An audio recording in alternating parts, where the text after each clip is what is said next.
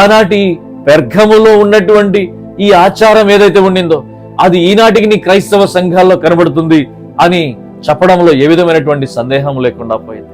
కొంత మనం ఆలోచన చేస్తే విశ్వాసుల్లో సహితం, దేవుణ్ణి ఎరిగినటువంటి వారు సహితం, దేవుని కొరకే జీవితాన్ని ముందుకు తీసుకుని వెళుతున్నటువంటి విశ్వాస జీవితాలలో కనబడుతున్నటువంటి ఒక విచారకరమైనటువంటి ఆలోచన పద్ధతే, నేను పలానా స్థలానికి వెళితే నాకు స్వస్థత జరుగుతుంది, పలానా స్థలములోనే దేవుడు నాతో మాట్లాడతాడు, పలానా స్థలములోనే నాకు విడుదల కలుగుతుంది, నేనున్నటువంటి పరిస్థితుల నుంచి, నా అనారోగ్యం నుంచి నాకు విడుదల కలుగుతుంది అని చెప్పి స్థలాలకు కేటాయించేటువంటి పరిస్థితులకు వెళ్ళిపోయినాయి నేటి ఆధ్యాత్మిక విశ్వాస జీవితాలు.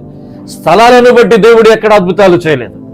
దేవుడు స్వస్థపరిచినటువంటి ఆ పనులను మీరు గమనించుకుంటూ ముందుకు వెళితే, కార్యాలను మీరు గమనించుకుంటూ ముందుకు వెళితే, యేసు స్వామి చేసిన ఎన్నో రకాలైనటువంటి అద్భుతాలు, సూచక క్రియలు, అద్భుతాలు, స్వస్థతల విషయంలో ప్రాముఖ్యంగా మనం ఆలోచన చేస్తే, మీ విశ్వాసమే మిమ్మల్ని స్వస్థపరిచింది అని చెప్పినాడు తప్ప, ఈ స్థలములో ఇక్కడ నీవిక్కడ ఉన్నావు కాబట్టే నీవు స్వస్థపడ్డావు అని చెప్పినటువంటి ఆలోచనలు ఎక్కడా లేదు. సత్యాన్ని ఎరగలేనటువంటి స్థితిలో ముందుకు వెళుతున్నటువంటి నేటి సంఘ జీవితాలు. ఈనాడు ఈ సంఘాలను గురించి మనం ధ్యానం చేసినటువంటి సమయాన ఆనాటి ఆచారాలు, పద్ధతులను మనం జ్ఞాపకం చేసుకుంటూ ఈనాడు మన యొక్క ఆధ్యాత్మిక విశ్వాస జీవితాలను మనం పరిశీలించుకోవలసినటువంటి వారం.